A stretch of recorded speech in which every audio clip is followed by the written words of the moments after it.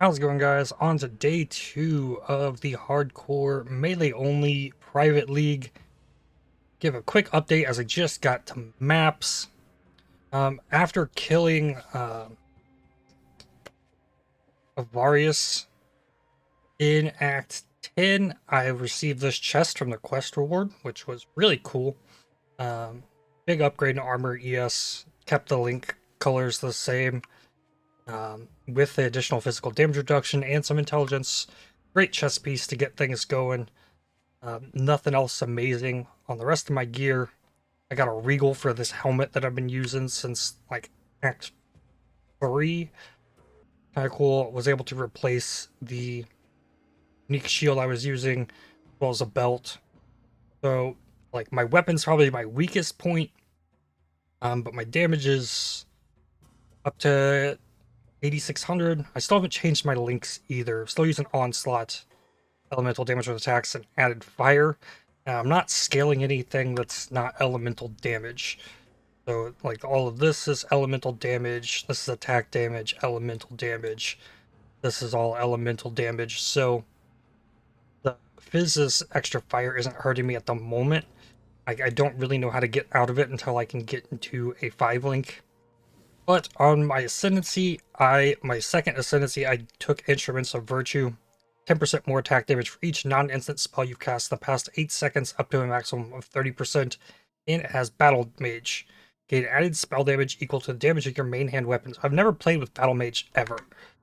So what that is doing, so I've got 102 to 284 physical damage on this Reaver Axe. Because of that, my Frostblade deals 296 to 823 physical damage. On top of its cold damage and then the lightning damage given from the axe as well. So that's really interesting. Probably be really fun to play around with that. But the same goes for my Creeping Frost as well. Now, Molten Shell, Steel Skin, Frostblink, these are all instant skills. They're not raising the damage of my Ice Crash. But my Curse, that's a spell. My damage went up to 9460. And that lasts for 10 seconds just because I used this spell. Now it's really easy. I can spam 3 of the same spells. And that gets me up to the 30%. And that raises my damage quite a lot. Plus I'm getting the while stationary. I have Consecrated Ground, causing enemies to take increased damage. I did unveil this +1 max endurance charges, endurance charge on kill ring. That is pretty nice. That's giving me extra physical damage reduction there. And then my next ascendancy, I went ahead and took Righteous Providence. I wanted to take Augury of Penitence for just the extra damage, but I went with Righteous Providence because I wanted to go ahead and get the Strength and Intelligence because I plan to get this anyways and go crit with it, but can't really do much with that until I can get more passive tree optimization. And my weapon doesn't have any crit chance on it, so it's scaling off a 5% base, and I eventually want to get a brittle enchant on a pair of boots. That'll really amplify my base crit chance. And no replica Oros has shown itself yet. So, I'll show quickly how it's going. This will be the second map that I've run. Build still feels like it has no damage at this point, but it's getting it done. It's super tanky. Ooh, and I get a harvest, so maybe I can craft a new weapon. Chaos damage hurts. Legions suck. I probably want to try and avoid some stuff. Yeah, for physical. Like, this could be my answer to getting a new weapon. These physical rerolls.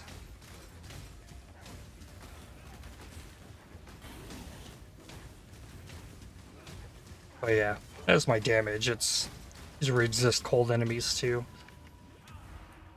Corrupting blood. Oh, look at you.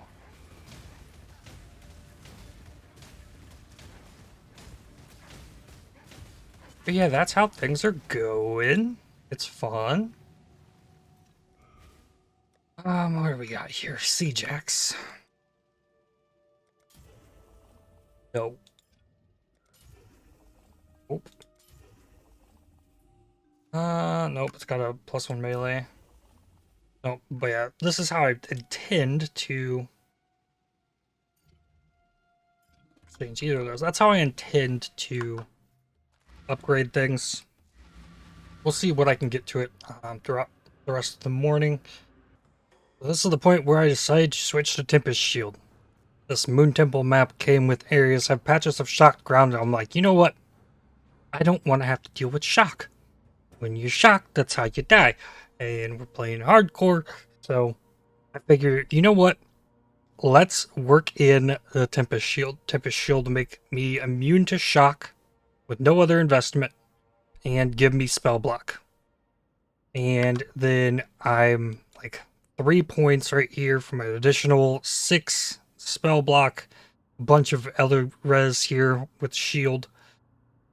So that would put me at like 30 something spell block. Is there anything? Elements of Void while holding a shield. Like there's anything super great here, but then like I can start to focus on like maybe I don't need to come up here and get reflexes for the spell suppression. Like maybe I can rework all of this to like come down through here, furthering my path towards Graceful Assault. Something more efficient than coming all up here. I already rerouted some things to put this down through here. It gave me a couple points to push down. My big thing I want is I want Graceful Assault. Still a little ways out, but now we're sitting at, we still got 35% spell suppression, but now we also have 22% spell block on top of that, so that's kind of nice. I don't know if I push up, I mean, these block nodes are so good. So much spell block right here. I guess if I get a decent, like, armor ES shield, this is probably worth it to come up here. I can increase the ES on the shield as well. And then there are these nodes here. Command of Steel, increased attack damage while holding a shield, and this gives attack block. And 40% increased defenses from equipped shield as well. So I could go full in on like the armor ES. And like I have to assume I'm not going to get the Oros anytime soon, so we should build around what we have. I think building around the block is probably the way. Feels like I'm playing this game in slow motion. For real. After like the crazy gauntlet and everything. It's just crazy. And this build has so many buttons at the moment to make it work. I gotta get a Creeping Frost for Bone Shield down. I do have Frost Bomb now. I've got a Curse and I've got a Ancestor Totem. And there's a banner that I can drop. Let alone just like, when am I supposed to use my skill that does all the damage? But it's coming around. I got a marginal increase in DPS off of Axe. I did a little bit of toying with gems. Currently I'm using Cold Pin and Fortify with the elemental damage with attacks. This one is a staple in here. Cold Pin just feels better than Hypothermia was. Hypothermia is something I'm getting all the time because the chilled ground from the Creeping Frost that's giving me my Bone Chill. That makes sure enemies are chilled.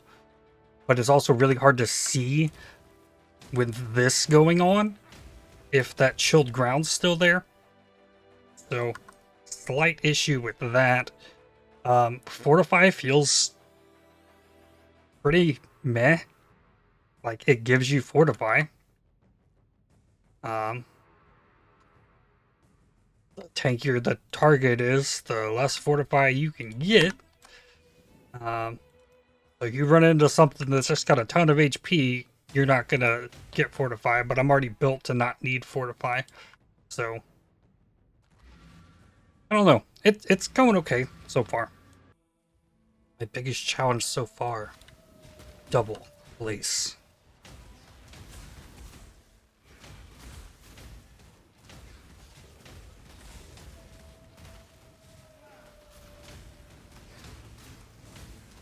the banner, do a little bit with that. Just that little bit of adrenaline is something. They got me chilled.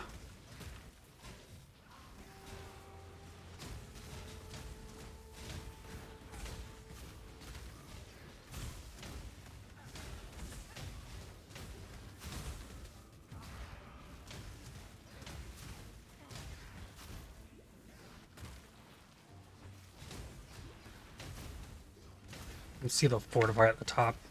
Jumped up to 20, but it'll drop. It's not reliable what you're gonna have on the fortify.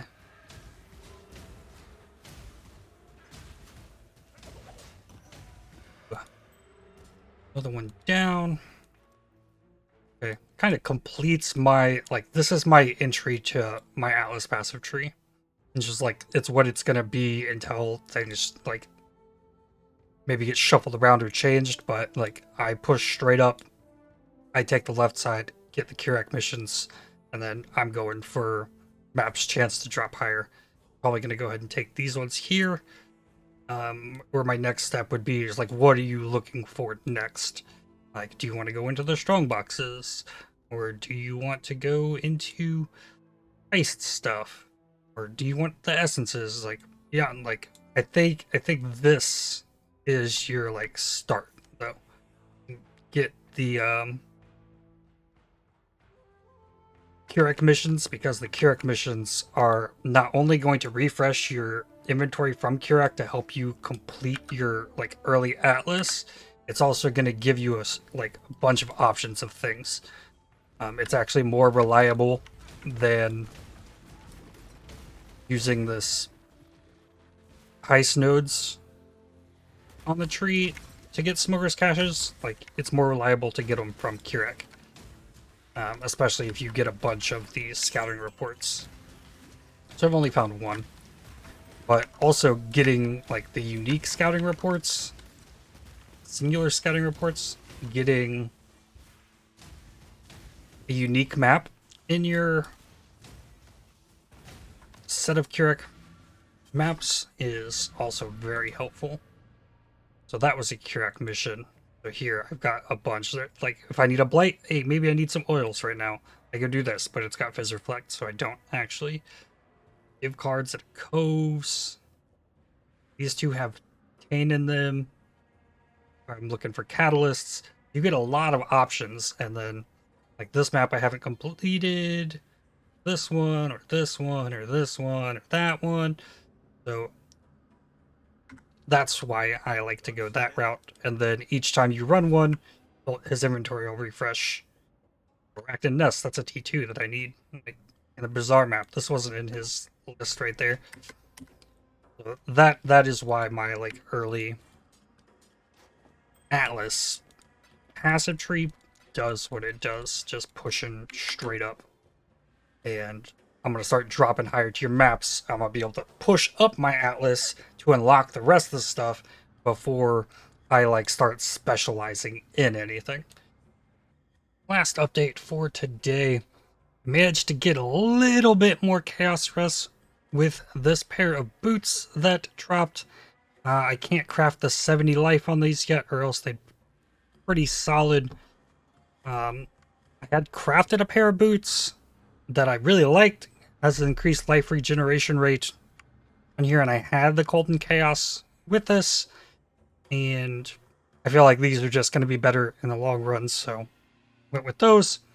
Put all the gems that were in here in a new helmet that replaces the fire and cold res that was on this one, with potential for more life as well. Also more armor and whatnot. Lose a little bit of molten shell skill effect duration from Merc Lab, but that's fine. And then the last big thing I found, because I just cleaned through all of my stash tabs. Big thing I found was this amulet. 82 life, 26 all attributes with Dex and Intelligence, so that's the base that I need. Dex and Intelligence is my things, but also all attributes, hold damage, crit multi, open prefix for the crafted cold to attacks. I did try the what is it? Elemental damage to attacks. The flat cold is better for damage, and I don't have enough oils to anoint anything but strength and dex. So that's where that'll stay for now. We'll just rock an Ice Crash, Ellie with attacks, Fortify, Cold Pin. Passive tree is still looking like quite a mess. We are 1, 2, 3, 4, 5 passives from connecting this across here, and then this whole top section is going to go at that point.